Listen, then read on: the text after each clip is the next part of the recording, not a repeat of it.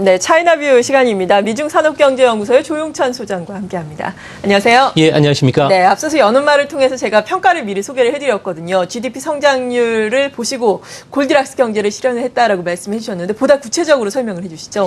네, 중국 경제와 관련해 가지고 주목하셔야 될 점은 올해 대부분의 경제 예측 기관들은 조금 안 좋게 봤었습니다. 아무래도 중국의 대규모 사정 작업으로 인해서 차관급 이상 고위 공무원 3,000명이 숙청되기도 했고요. 이것뿐만 아니라 그림자 금융 문제로 인해서 금리가 급등하는 현상이 두 번이나 있었습니다. 이뿐만 아니라 상공비 규제라든지 부정부패 단속 이런 것들이 강화됐고요. 이런 그 고통스러운 또 구조조정도 진행이 되면서 5개 업종에 대해서 10월 달부터는 본격적인 퇴출 작업에 들어갔습니다. 하지만 뚜껑을 열고 보니까 중국의 성장률은 4분기가 7.7% 나왔는데요. 이런 측면에서 보면은 첫 단추를 잘 꼈기 때문에 올해 1분기 그 경제 성장률도 완만한 그 연착륙 가능성을 높여준다고 볼 수가 있겠습니다. 특히 우리가 주목하셔야 될 점은 그림에서 보신 바처럼 중국의 성장률이 이제 서서히 잠재 성장률이 7% 정도입니다. 그래서 성장률이 전체적으로 떨어지고요. 지금 보이시는 전기 대비 성장률이 주식 투자하실 때 상당히 중요한 그래프입니다. 왜 그런가니 이런 그 전기 대비로 현재 중국 경제와 관련해서 어떤 패턴을 보여주는가를 볼 수가 있는데요. 3분기까지가 2.2%였습니다. 하지만 지금 4분기 전기 대비로는 1.8%로 나왔는데요. 꺾이긴 했지만 2분기, 1분기보다는 상당히 높은 수준에 있다는 점은 중국 경제가 급속하게 외부 충격에 의해서 위축될 가능성은 없다는 측면에서 볼 수가 있습니다. 이런 측면에서 보면은 중국의 그 경제 규모는 절대 규모도 커지고 순조롭게 진행이 되고 있고요. 이 때문에 올해는 7%대 성장이 충분히 가능하다는 점에서는 또 위엔화 절상은 앞으로 계속적으로 추진될 것으로 보여집니다. 이렇게 되면은 대중국과 관련된 우리나라 모멘텀을 보면 소비재 업종이 오히려 중국 경제와 관련해서는 상당히 좋은 측면으로 보여지고요. 대신 우리나라 수출의 그 대부분을 차지하는 그 부품이라든지 반제품을 중심으로 해서는 수출 그 위엔화 절상으로 인한 수출이 증가율이 좀 떨어질 가능성이 높기 때문에 이런 측면이 연초부터 주가의 그 경기 민감주보다는 오히려 소비재와 관련된 종목을 찾는 움직임이 좀 더 빨라지지 않을까 보여집니다. 네, 그렇군요. 일단 4분기 GDP 성장률까지 발표가 됐으니까 7.7%로 발표가 됐으니까 당연히 연간 GDP 성장률도 나왔는데 연간 역시 7.7%로 나왔습니다.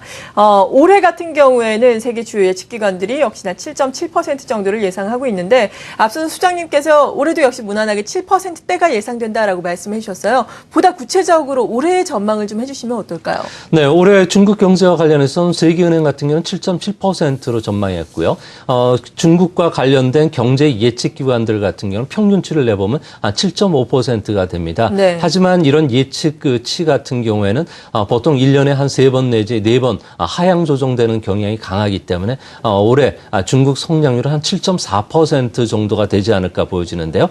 그런 측면에서 보면 상반기에는 7.5% 전후가 되고요. 하반기에는 7% 초반까지 떨어지지 않을까 보여집니다. 아무래도 중국 정부가 올해는 개혁 작업에 속도를 내겠다고 밝힌 만큼 정부 목표를 7%대로 낮출 것으로 보여지기 때문에 그렇게 빠른 성장은 기대하기는 어렵습니다. 하지만 중국과 관련해서는 새로운 그 지표를 보시면서 말씀을 드려야 되는데 다음 그림을 보시면요. 중국의 성장률과 GDP 그 수요별 기여도를 나타나는 겁니다. 현재 이 그 수요 기여도 측면에서 어떤 측면이 올라가느냐가 주식시장에 상당한 그 모멘텀을 작용하는데요. 파란색으로 되고 있는 소비 지출이 올해보다는 작년보다는 올해가 더 높아진다는 측면에서는 중국과 관련된 소비와 관련된 종목들이 부각이 될 수가 있겠고요.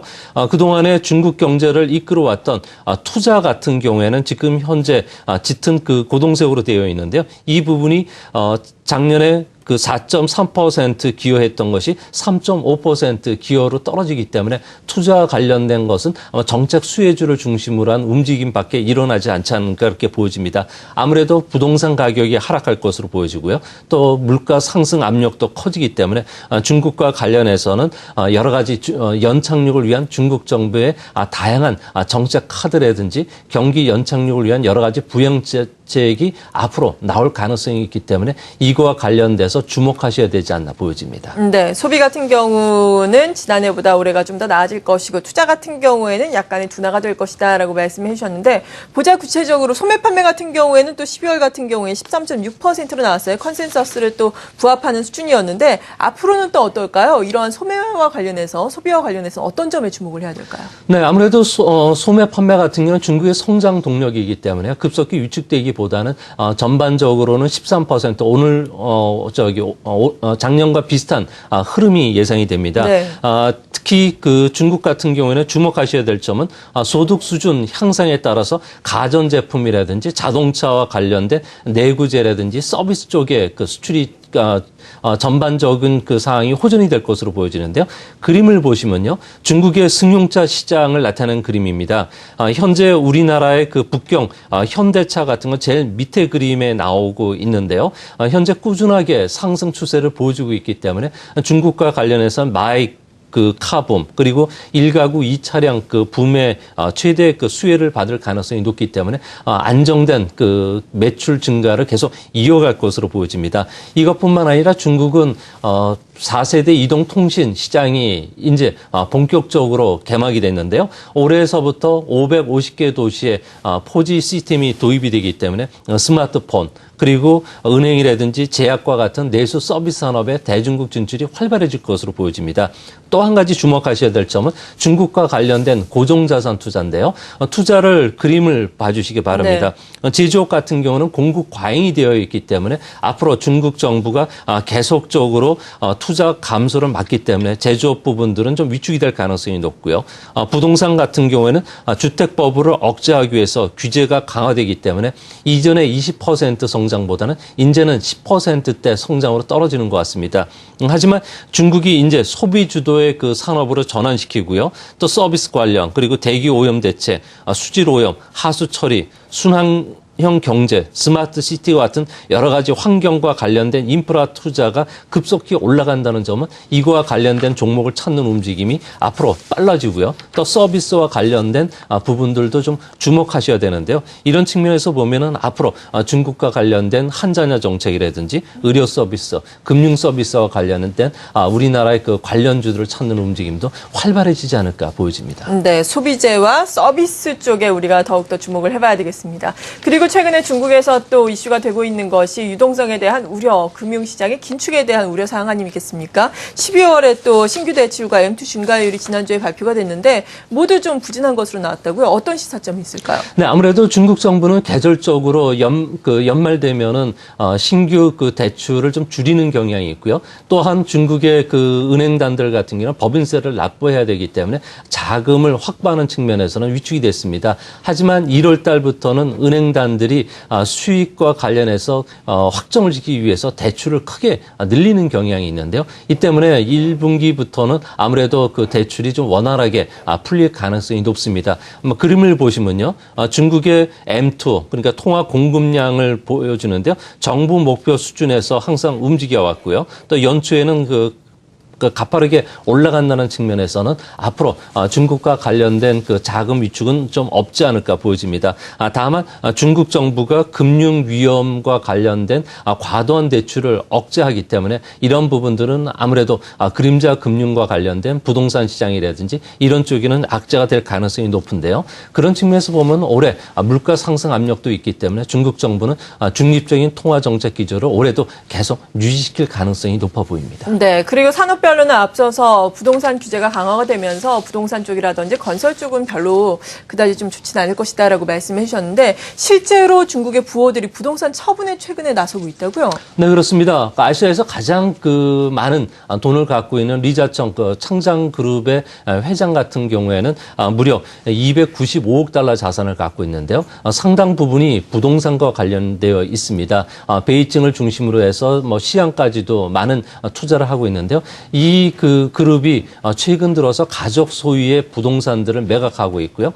홍콩에서도 매각을 하고 있다 그럽니다. 아무래도 부동산 붕괴와 관련된 여러 가지 정보를 들었던 것으로 보여지는데요. 중국 같은 경우에는 상업용 부동산 같은 경우 공실률이 50%가 넘습니다. 이 때문에 중국은 앞으로 2년간 매일 5일마다 평균적으로 고층 건물이 한 동이 들어서기 때문에 고층 건물, 상업용 건물과 관련된 중국의 그 가격 하락은 올해 어느 정도 좀 진행되지 않을까 보여집니다. 네, 이러한 상업용 건물 외에도 기존 주택 같은 경우에도 거래가 좀 끊기고 있다라는 소식이 들려오고 있는데 그렇다면은 뭐 상업 건물 외에도 집값의 하락을 우리가 이제는 고민을 해봐야 할 시기인 건가요? 앞으로 어떻게 전망하세요? 네, 중국 정부는 지금 현재 서민들이 부동산 사기엔 너무 그 가격이 올라오면서 사회적인 불안 문제로 야기가 되고 있습니다. 이 때문에 중국 정부는 올해 부동산을 어떻게 하더라도 잡을 가능성이 높은데요. 최근에 들어와서 중국이 그 대출 심사를